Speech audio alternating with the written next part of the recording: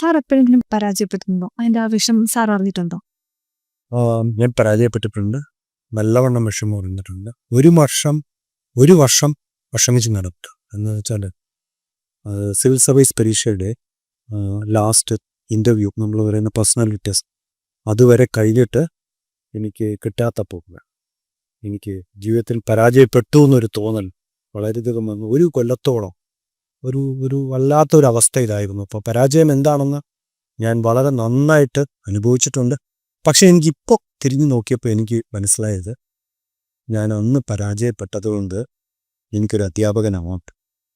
ഒരു അധ്യാപകനായതുകൊണ്ട് ഒരുപാട് വിദ്യാർത്ഥികളെ പല വഴിക്ക് വിടാൻ ഞാനൊരു പക്ഷേ അന്ന് എനിക്ക് സിവിൽ സർവീസിൽ ഏതെങ്കിലും ഒരു സർവീസ് കിട്ടി ഞാൻ എവിടെയെങ്കിലും പോയി ഇരുന്നെങ്കിൽ കുറേ കാര്യങ്ങൾ ചെയ്യും. പക്ഷേ ഇപ്പം ചെയ്ത കാര്യങ്ങളൊന്നും എനിക്ക് ചെയ്യാൻ പറ്റില്ല, അല്ലേ?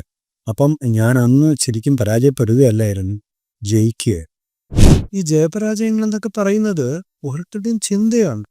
നമ്മളൊക്കെ ഒരു യാത്രയിലാണ്.